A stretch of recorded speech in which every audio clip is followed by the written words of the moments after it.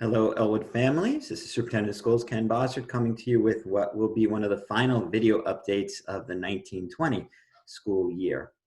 Much has happened these last few days, and there are a few things I'd like to bring to your attention and give you an update. Firstly, it was great to see so many of our students and families at yesterday's Spring Athletic Awards.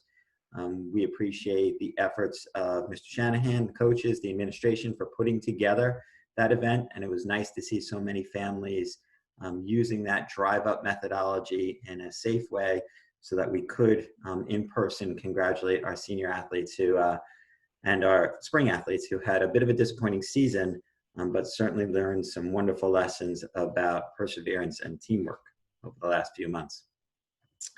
The governor gave some guidance yesterday about school assemblies, commencement activities, things of that nature, and basically said for the month of June, they're still prohibited. We can't hold ceremonies with large groups in the manner in which we are accustomed to doing during the month of June. He did give guidance on what some drive-through assemblies can look like and certainly what virtual assemblies should look like. But as far as the live meetings for commencement exercises, our high school graduation, 8th grade, 5th grade, those activities, still prohibited through the end of the school year. That was one of the reasons why we proactively moved our events to later in the summer. We are hopeful that as the state enters phase 2, phase 3, hopefully phase 4 of reopening, the governor will change the directive on large group gatherings and allow us to hold some typical commencement exercises. So we're still planning to do that. So with folks who are keenly focused on the high school graduation from Don Glenn, we're still looking at August 7th. That is not off the table. If we're able to do it in a socially distant, safe way, we will. If not, we certainly have the guidelines in place for appropriately planning alternative activities. So stay tuned for that. But those of you who saw the governor speak yesterday and said, I guess, all hope is lost, it's not. It's lost for June and the date we had originally scheduled, but not altogether. So we will continue to follow the governor's executive orders, and we'll continue to plan accordingly, but we have postponed and not canceled at this point. On that note, if you were to drive past the electronic signboard on Elwood Road today, you will see a wonderful, nice addition, thanks to our tech team for making it happen. We have some scrolling pictures up there. So without telling you specifically what it is, you can either look at the tweet that I just sent out or drive past on Elwood Road. Seniors, I would recommend you do drive past on Elwood Road. This week has been very busy as we have been receiving the ballots for our annual budget vote and school board member election. The district clerk and her team have been doing everything that needs to do to properly secure the ballots and prepare them to be counted. We have received a large number of ballots, far more than our typical vote. A typical voting year, we received 1,200 to 1,500 votes live and in person, and some absentee ballots. This year, with the 100% absentee model ordered by the governor, we'll be at least 4 times that. So there will be a lot of work ahead of us beginning at 5 o'clock on June 9th to count those ballots. It's Tuesday, and we can't begin counting and opening envelopes until 5 o'clock on June 9th.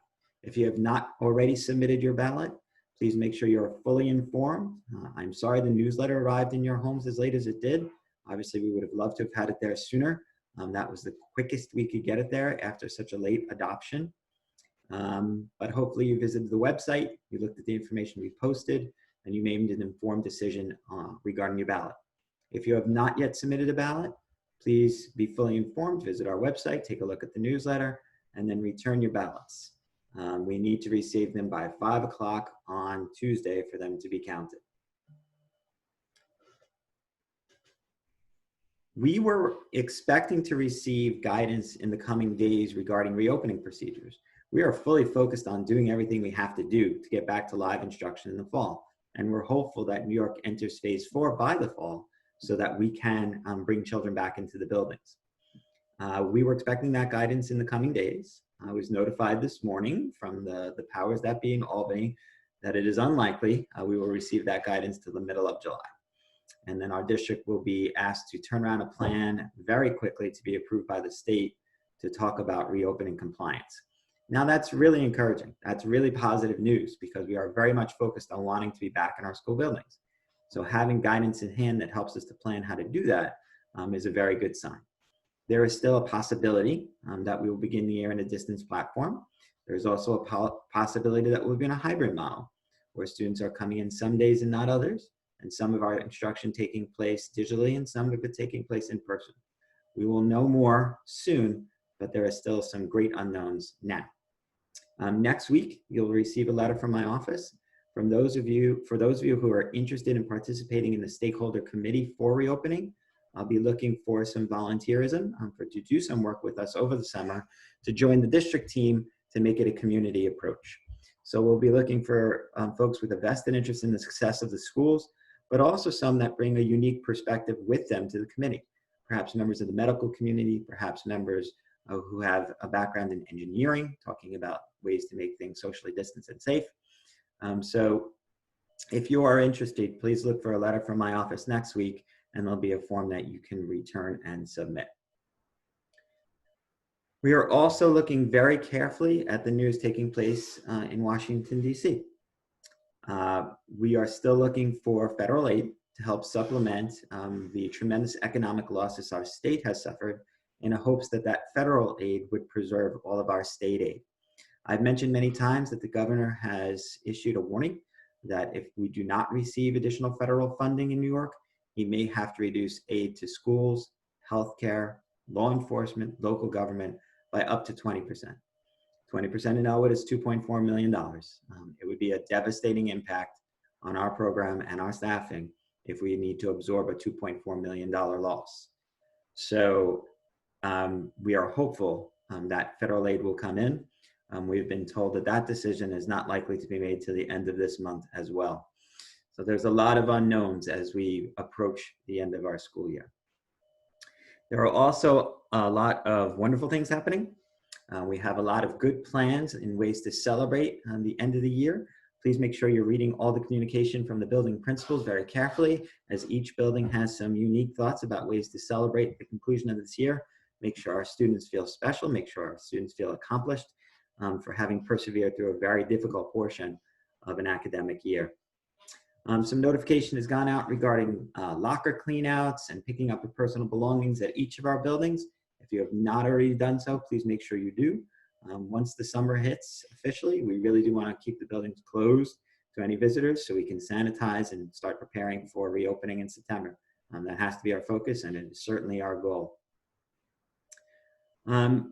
Earlier this week, the administration sent home a letter regarding the death of George Floyd and all of the protests that have followed. Please make sure you've read it. If this is something that your child is struggling with, you are struggling with, the letter included some resources that we hope are helpful and some contact information to reaching out to members of our pupil personnel staff who can assist in this process as well if your children are struggling. So please take a look for the letter sent early in the week if that is the case in your household, or you're just looking for some resources to address this with your child. All of that said, reminder, today is Friday, which makes tomorrow the weekend. We really do hope that all of you take a moment to unplug. We spend so much time in a digital environment right now. I hope the weekends are used for hopefully enjoying some good weather, exploring the outdoors, being physically active. Please know that our school campuses remain open for physical activity. We enjoy seeing kids out kicking soccer balls from social distance. We enjoy seeing people using our track. And just as long as social distancing is being respected and people are acting safely, our security team has been asked to use their best judgment. When children are playing, children are playing. So we need to use our best judgment. So rumors circulating through the district that we have been asking children on bicycles to leave and asking people who are, just enjoying the outside. It's just not the case. We are one of the few school districts that has kept our facilities open for residents. We've attracted residents of other districts because of it. But for me, we have this wide open space. We have the method of giving people a healthy alternative of exercise and getting outside. So as long as everyone's doing it safely, the only direction that's been given to security is please use your best judgment to keep everyone safe and healthy. And I believe that's what they're doing. We have a good, experienced security crew. So with that, enjoy the weekend. Have a great day. And I really do look forward to seeing you again soon in a live setting. Take care. Stay healthy.